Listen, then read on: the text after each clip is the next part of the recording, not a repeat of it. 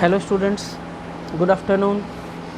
आज जो हम टॉपिक डिस्कस करने जा रहे हैं वो है पादपों में परिवहन। देखिए, इससे पहले मैं ब्रीफ में आपको चैप्टर रिवाइज करवाता हूँ कि हम लोग कर क्या रहे हैं। हम लोग जीवन को बनाए रखने वाले कुछ महत्वपूर्ण अंग तंत्र हैं उनके बारे में डिस्कस कर रहे हैं, जिसमें हम सबसे पहले पाचन तंत्र के बारे में डिस्कस कर चुके हैं, श्वसन तंत्र के बारे में डिस्कस कर चुके हैं, मानव के संचरण परिवहन तंत्र के बारे में भी डिस्कस कर चुके हैं, जिसमें मानव के परिवहन तंत्र में मुख्य रूप से 3 भाग थे। रक्त एक तरल संयोजी ऊतक है जो चीज़ों को, आवश्यक पदार्थों को या अपशिष्ट पदार्थों को शरीर में एक जगह से दूसरी जगह लेकर जाता है। दूसरा है रक्त वाहिकाएँ, वो नलियाँ जिनमें रक्त बहता है। धमनी और शिराएँ 2 टाइप की होती हैं। तीसरा है हृदय, जो एक पंपिंग ऑर्गन है जो रक्त को उचित दाब के साथ नलियों में प्रवाहित करवाता है। मांसपेशियों में संकुचन होता है, तब एक उचित दाब के साथ उन नालियों में, रक्त वाहिकाओं में रक्त बहता है और शरीर के प्रत्येक भाग तक पहुंचता है। रक्त हृदय के बारे में हमने कल पढ़ लिया था। अब हम पढ़ेंगे पादपों में। पौधों में जो है वो भी आवश्यक चीज़ों का परिवहन होता है। देखिए कैसे, मैं आपको थोड़ा सा इसको लिटरली समझने की कोशिश कीजिए कि होता क्या है कि पौधे को अपना भोजन बनाने के लिए जल की आवश्यकता होती है, खनिज लवण की आवश्यकता होती है अपनी वृद्धि के लिए, और कार्बन डाइऑक्साइड की आवश्यकता होती है जिससे कि वो अपना भोजन बना सकेगा। और जो पत्तियां भोजन बनाती हैं, पत्तियों में बनता है ना भोजन, क्योंकि उनमें ग्रीन कलर का पिगमेंट, उनका हरित वर्णक क्लोरोफिल होता है। पत्तियों का बना हुआ भोजन शरीर के प्रत्येक भाग तक पहुँचना चाहिए। तो पौधों में मुख्य रूप से जल और खनिज का वहन होता है, और साथ साथ जल और खनिज का वहन तो होगा ताकि वो अपना भोजन बना सके, अपना विकास कर सके। और भोजन जो बन चुका है उसका वहन होगा बाकी अंगों तक, पत्तियों से लेकर बाकी अंगों तक, तने तक, शाखाओं तक, जड़ तक, ताकि वहाँ पे ग्रोथ हो सके, वृद्धि हो सके। तो मुख्य रूप से पौधों में 2 ही चीज़ें, 2 ही पदार्थ जो होते हैं उनका परिवहन होता है, खनिज और जल का, और दूसरा है भोजन का। ये दोनों अलग अलग ऊतकों द्वारा किए जाते हैं। ये आप 9वीं क्लास में पढ़ चुके हैं पादप ऊतक में, जाइलम और फ्लोएम के बारे में। यहाँ हम ऐसा ही कुछ उसके बारे में ही थोड़ी बहुत डिटेल में पढ़ेंगे। तो सबसे पहले पादप में, पौधे में परिवहन के लिए 2 तरीके की चीज़ें होती हैं, 2 पदार्थ होते हैं, 2 प्रकार के पदार्थ होते हैं जिनका परिवहन होता है। जल तथा खनिज का परिवहन। ये कहाँ से मिलेगा पौधे को? जल कहाँ से मिलता है? नीचे ज़मीन में से मिलता है, मिट्टी में से, मृदा में से मिलता है। और भोजन का परिवहन, भोजन जो है वो बनता पत्तियों में है। पौधे की पत्तियाँ भोजन बनाती हैं क्योंकि उसमें क्लोरोफिल होता है, और फिर वो परिवहन होके, उनका परिवहन होके हर पौधे के हर भाग तक पहुँचता है। तो जल और खनिज का परिवहन जाइलम ऊतक द्वारा होता है, भोजन का परिवहन फ्लोएम ऊतक द्वारा होता है।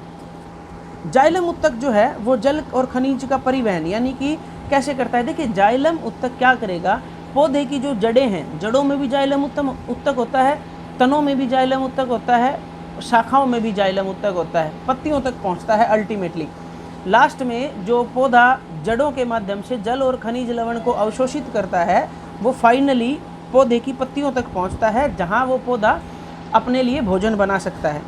तो क्या होगा कि जाइलम ऊतक में पौधा जो है वो जल और खनिज जो ऊपर की तरफ खींचेगा, जड़ से ऊपर की तरफ मूवमेंट होगी, जो गति होगी जल और खनिज की, वो नीचे से ऊपर की तरफ होगी। मिट्टी से जल और खनिज लेकर ऊपर पत्तियों तक पहुँचाएगा।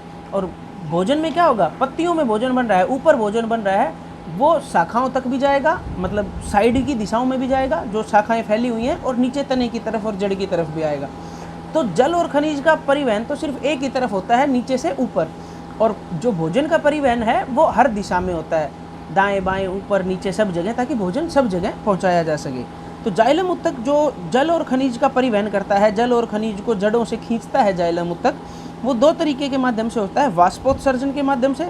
वाष्पोत्सर्जन मतलब वाष्प जो है, जल वाष्प, उसका उत्सर्जन करता है पौधा, जो पानी का अपने रंध्रों के द्वारा। हमने अभी पाचन तंत्र में भी पढ़ा है, पत्ती की अनुदैर्ध्य काट में पढ़ा था कि जो 2 छोटे, मतलब पत्ती के निचले भाग में छोटे छोटे छिद्र होते हैं जिन्हें रंध्र कहा जाता है। तो रंध्रों के द्वारा पौधा क्या करता है? एक तो गैसों का आदान प्रदान करता है, और दूसरा क्या करता है, दूसरा वो जो ज़मीन में से उसने जल को अवशोषित किया है उसको वाष्पीकृत करके वातावरण में छोड़ देता है, उत्सर्जित कर देता है, ताकि पौधे का भी अपना एक तापमान बना रह सके। और दूसरा है परासरण के माध्यम से। फ्लोएम ऊतक जो भोजन का परिवहन करता है वो सिर्फ परासरण के माध्यम से करता है, मैंने यहाँ लिख रखा है। परासरण क्या होता है ये मैंने आपको समझाने के लिए यहाँ एक चित्र बनाया हुआ है। ये कोई भी कटोरी थी, बाउल था, उसमें आपने जल ले रखा है और जल के अंदर किशमिश डाली हुई है। ठीक है। ये किशमिश अगर आपने पहले भी करके देखा होगा, आप अब भी करके देख सकते हैं कि थोड़ी देर के बाद क्या होता है, किशमिश फूल जाती है। किशमिश कैसे फूलती है कि कटोरी में से जो कुछ जल की मात्रा है वो किशमिश के अंदर चली जाती है, जल अंदर चला जाता है किशमिश के अंदर, जिससे कि किशमिश क्या होती है, फूल जाती है। तो ये जो जल का अंदर जाना है वो परासरण की वजह से होता है। तो परासरण प्रक्रिया क्या हुई, परासरण वह हुआ, वह प्रक्रिया जिसमें जल का स्थानांतरण अधिक मात्रा से कम मात्रा वाली जगह की तरफ होता है। जल अधिक मात्रा में कहाँ है, बाहर कटोरी में, कम मात्रा में कहाँ है, किशमिश में। तो जल जो है वो अधिक मात्रा से कम मात्रा की तरफ जाएगा। लेकिन इसमें एक चीज़ और है, ये ऐसा ही तो चीज़ हमने विसरण में भी पढ़ी थी कि जो मैंने आपको उदाहरण दिया था कि अगर आप कमरे के एक कोने में अगरबत्ती लगा देते हैं तो अगरबत्ती का एक धुआं, जो अगरबत्ती का धुआं है वो पहले तो उसी कोने में है और धीरे धीरे अधिक मात्रा में जहाँ है वहाँ से वो पूरे कमरे में कम मात्रा वाली जगह में फैल जाता है। तो यहाँ भी तो ऐसा ही हो रहा है कि जल जो है वो अधिक मात्रा से कम मात्रा की तरफ जा रहा है। लेकिन यहाँ पे एक चीज़ डिफरेंस है, वो क्या है कि वो जो जल का जो स्थानांतरण होता है अधिक मात्रा से कम मात्रा की तरफ, वो वर्णात्मक पारगम्य झिल्ली, आपने कोशिका जो जीवन की मूलभूत इकाई है उसमें जो प्लाज्मा झिल्ली थी उसको हम वर्णात्मक पारगम्य झिल्ली कहते थे। वर्णात्मक पारगम्य झिल्ली वो है जो अपने अंदर से कुछ विशिष्ट पदार्थों को ही गुजरने देती है, सभी पदार्थों को अपने अंदर से पार नहीं होने देती। वर्णात्मक का मतलब सेलेक्टेड होता है, कुछ चुनिंदा। पारगम्य का मतलब पार जाने देने सकने वाली, और झिल्ली का मतलब आपको पता है मेम्ब्रेन होती है।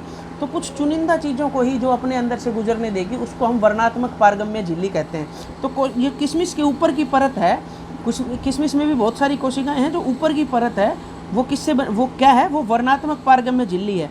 और उस झिल्ली के द्वारा जल जो है वो बाहर से अंदर की तरफ जा रहा है।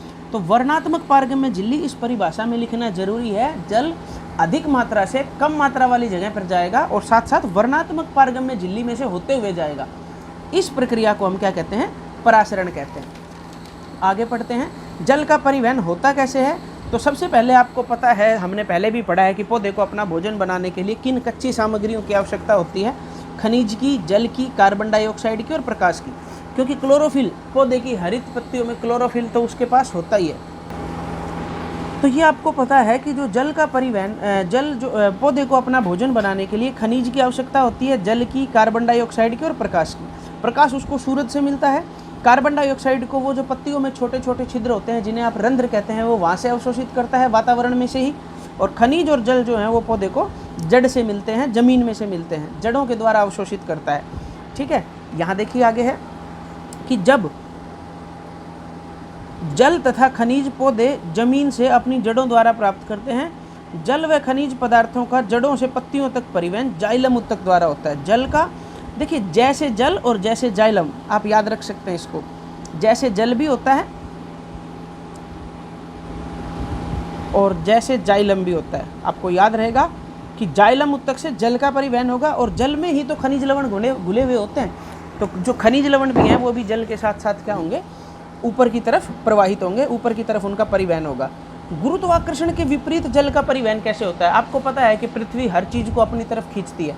जब पृथ्वी हर चीज़ को अपनी तरफ खींचेगी तो क्या होगा उसमें, और उसके बावजूद भी जो जल है वो ऊपर की तरफ जा रहा है, नीचे की तरफ नहीं जा रहा, नीचे से ऊपर की तरफ जा रहा है, यानी गुरुत्वाकर्षण के विपरीत जा रहा है। तो उसका कारण कैसे होता है, उसका वो विपरीत दिशा में कैसे बढ़ पाता है। बहुत ऊंचे ऊंचे पेड़ होते हैं और मतलब बिल्कुल नीचे से लेकर बिल्कुल उनकी टॉप तक जल जो है वो कैसे पहुंचता है, उसके लिए आप इस चीज़ को समझिए। मैंने यहाँ एक उदाहरण के लिए आपको मतलब एक गिलास में जूस लेके और ये स्ट्रॉ बनाई हुई है। जब इन स्ट्रॉ से हम इस जूस को ऊपर की तरफ खींचते हैं तो जैसे ही ये वाला जल यहाँ से जो जूस है वो आपके मुंह में जाएगा, यहाँ पे क्या बनेगा, एक खिंचाव बनेगा, क्योंकि आप खींच रहे हैं, मुंह से ऊपर की तरफ खींच रहे हैं तो यहाँ खिंचाव बनेगा। उसकी वजह से क्या होता है, ये जो जूस है इस पाइप में, स्ट्रॉ में ऊपर चढ़ता जाता है और आपके मुंह में जूस जाता जाएगा। यानी कि ये भी तो ग्रेविटी, गुरुत्वाकर्षण के अगेंस्ट जा रहा है, गुरुत्वाकर्षण के विपरीत जा रहा है। क्यों बजा रहा है, क्योंकि आपके मुंह से यहाँ पे खिंचाव पैदा हो रहा है। इसी प्रकार का खिंचाव यहाँ पैदा होता है। अब इस चित्र को देखिए, मान लीजिए जाइलम उत्तक की कोशिकाएं हैं, मैंने वैसे ही एक डायग्राम बना के आपको दिखाया हुआ है। जाइलम उत्तक की कोशिकाएं हैं जो नीचे से ऊपर तक पहुंचा हुआ है। ये जो यहाँ पे सबसे ऊपर वाली कोशिका में जो जाइलम उत्तक है, ये वाला जो यहाँ पे पानी था इसको वाष्पीकृत कर दिया रंध्रों के द्वारा, वाष्पीकृत हो गया, यहाँ से पानी उड़ गया, बाहर निकल गया, तो ये जगह खाली हो गई। इस जगह को भरने के लिए क्या होगा, ये नीचे वाली कोशिका का जल ऊपर जाएगा, फिर ये जगह खाली हो जाएगी, फिर इस वाली कोशिका का जल ऊपर जाएगा, ये वाली जगह खाली हो जाएगी, और ऐसे करते करते ये जो खाली जगह है वो यहाँ नीचे तक पहुँच जाती है। और जैसे ये नीचे जगह खाली होगी तो ज़मीन में जो जल है और खनिज वो इस कोशिका में आ जाएंगे। तो ये मैंने लिख रखा है कि जैसे ही जब पत्तियों में से रंध्रों के द्वारा जल का वाष्प के रूप में निष्कासन होता है, यहाँ पे निष्कासन हो रहा है रंध्रों के द्वारा जल का वाष्पोत्सर्जन कहते हैं उसको, वाष्प का उत्सर्जन। वाष्प का मतलब आपको पता है भाप होती है, जल की भाप का उत्सर्जन होता है। तो जब जल वाष्प के रूप में रंध्रों से निष्कासित होता है तो जाइलम उत्तक की कोशिकाओं में खिंचाव पैदा होता है। खिंचाव का मतलब यही है कि जब ऊपर वाली कोशिका से जल चला गया है तो जो नीचे ऊपर वाली जो खाली हुई कोशिका है वो नीचे वाली कोशिका से जल को अपनी तरफ खींच लेती है, क्योंकि जल नीचे वाली में ज़्यादा मात्रा में है, ऊपर नहीं है। तो ज़्यादा से कम वाली जगह पर जल जाएगा, और जल जाएगा तो फिर नीचे क्या हो जाएगा, नीचे वाली कोशिका खाली हो जाएगी, उसमें फिर जल का फिर से ऊपर की तरफ गति होगी। इस प्रकार क्या होता है, खिंचाव पैदा होता है जो जल को ऊपर ले जाने के लिए उत्तरदायी होता है। दूसरी बात क्या है कि कुछ पौधों में क्या होता है कि ऊर्जा खर्च करके भी जल का परिवहन होता है। वो कैसे होगा कि सबसे पहले पौधे क्या करते हैं, ऊर्जा को खर्च करके सिर्फ खनिज को अपनी जड़ों में खींच लेते हैं। ऊर्जा खर्च होगी इस चीज़ में, खनिज को अपनी जड़ों में खींच लेंगे, जड़ों की कोशिकाओं में खनिज ज़्यादा हो जाएगा।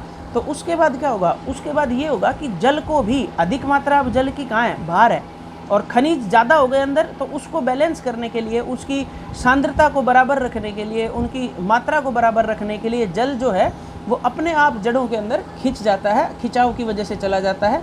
और इस प्रकार क्या होता है, इसे परासरण कहते हैं, मूल दाब परासरण। यानी कि यहाँ पे भी जो जल का परासरण हुआ है, जल बाहर से और कोशिका, जड़ों की कोशिकाओं के अंदर गया है, वो खनिजों की वजह से जो दबाव पैदा हुआ था, खनिजों की वजह से जो खिंचाव पैदा हुआ था, उसकी वजह से गया है। ठीक है, भोजन का परिवहन। अब भोजन जो है, भोजन को आप इंग्लिश में फूड कहते हैं, फूड। ये फै से शुरू है और फै से ही फ्लोएम शुरू है। तो आप याद रख सकते हैं कि फै जो फ्लोएम उत्तक है वो फूड यानी भोजन का परिवहन करेगा। भोजन जो है वो पौधों की पत्तियों में प्रकाश संश्लेषण द्वारा बनता है। आपको पता है पत्तियों में बने हुए भोजन को पौधे के तने, फूल, शाखाएं, जड़ों आदि विभिन्न भागों तक पहुंचाना भोजन का परिवहन कहलाता है। और भोजन का परिवहन कौन करेगा, फ्लोएम उत्तक करता है। ठीक है, भोजन के परिवहन में पौधे को अपनी ऊर्जा को व्यय करना पड़ता है, ऊर्जा खर्च होती है, और ऊर्जा के व्यय करने पर जो भोजन का परिवहन होगा उसे परासरण कहते हैं। परासरण प्रक्रिया द्वारा होगा। एक कोशिकीय और सरल पौधों में भोजन का परिवहन, जल का परिवहन विसरण द्वारा होता है। उसमें बहुत सारे जो एक जैसे इसमें है ना, उन्नत पौधों में जाइलम और फ्लोएम उत्तक होते हैं। एक कोशिकीय और सरल पौधों में इस प्रकार की उत्तक स्तर की संरचना नहीं होती है। वहाँ पे कोशिकाओं में सीधा विसरण के द्वारा ही जल पहुँच जाता है, खनिज पदार्थ पहुँच जाते हैं। यहाँ पे जाइलम और फ्लोएम में अंतर है। तो जाइलम जल और खनिज का वहन करता है, फ्लोएम उत्तक का वहन करेगा, फ्लोएम उत्तक भोजन का वहन करेगा। मुख्य रूप से जो जाइलम है उसमें मृत कोशिकाएं होती हैं। सिर्फ जाइलम पैरेन्काइमा जो एक इसका भाग है जाइलम उत्तक का, जाइलम पैरेन्काइमा, सिर्फ उसी में जीवित कोशिकाएं होती हैं। बाकी कोशिकाएं जो जाइलम उत्तक की हैं वो मृत होती हैं।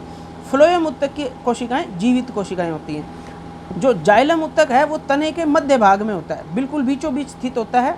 और जो फ्लोएम उत्तक है यह तने के बाहरी भागों में होता है। इसमें पदार्थ का वहन, जाइलम उत्तक जल का वहन कर रहा है तो पदार्थ का वहन नीचे से ऊपर की तरफ, जड़ों से और पत्तियों की तरफ होगा। ये मैंने आपको पहले भी बताया था। इसमें पदार्थ का वहन दोनों दिशाओं में होता है। जाइलम जो उत्तक है वो पौधे को मजबूती भी प्रदान करता है। जब हवा तेज चलेगी, आंधी चलेगी तो पौधा बीच में से ना टूट जाए, इसके लिए जो संरचनात्मक मजबूती है वो जाइलम उत्तक पौधे को प्रदान करता है, जबकि फ्लोएम उत्तक का मजबूती में कोई खास योगदान नहीं होता। ठीक है, ये था पादपों में परिवहन, पौधों में परिवहन के बारे में। मानव में उत्सर्जन तंत्र के बारे में हम अपने नेक्स्ट लेक्चर में डिस्कस करेंगे। Thank you.